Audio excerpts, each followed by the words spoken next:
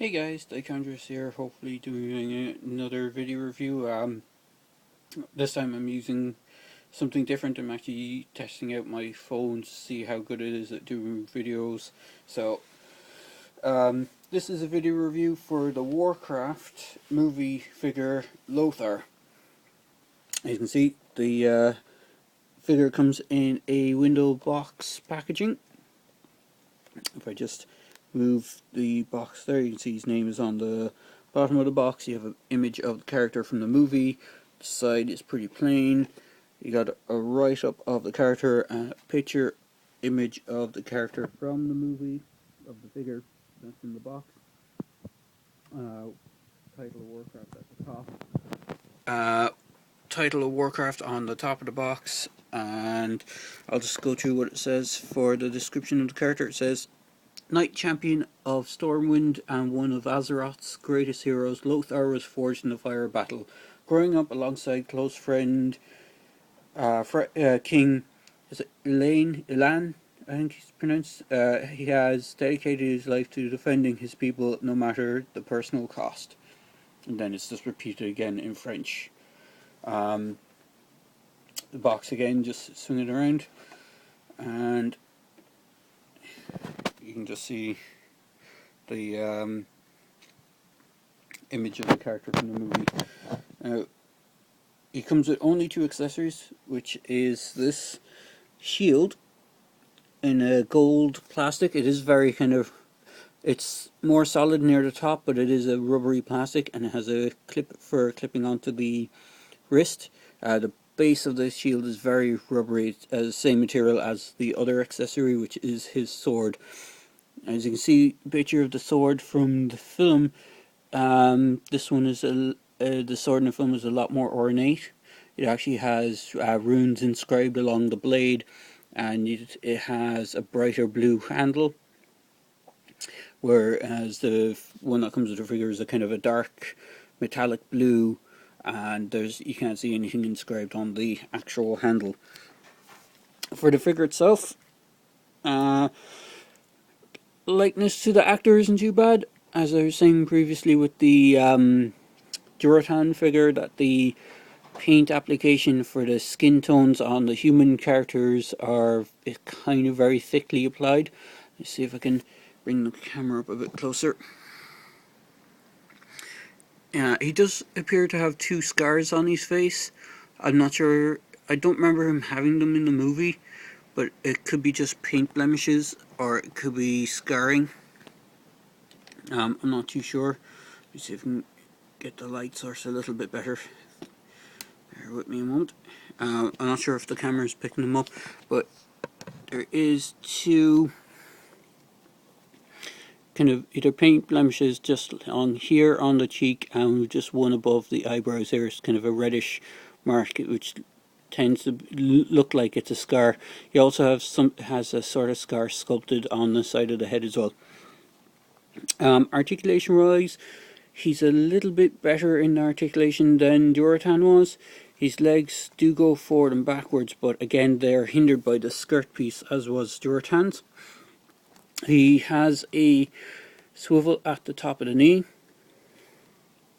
He has ankle articulation, which is a point of articulation that Durotan did not have. His leg can go forward and backwards, but it also rotates at the ankle. He has wrist swivel, he has elbow rotation, and he can actually turn his elbow altogether. He does have a waist swivel, doesn't have an ab crunch. His head is actually only on a swivel peg, it's not on a ball socket like a lot of the kind of more standard 6-inch figures. And his arms can go forwards and backwards. They're on a ball socket hinge, a standard hinge. The only thing is his armor does tend to hinder it going forward. In fact, in order to bring it all the way around, you have to actually angle the arm out a bit. His left arm does the exact same as the right and has the swivel on the wrist. Now, I will point out that when I first got my one, this wrist swivel was quite stiff, so it can take a little bit of working to get it to start moving. He holds a sword in his right hand.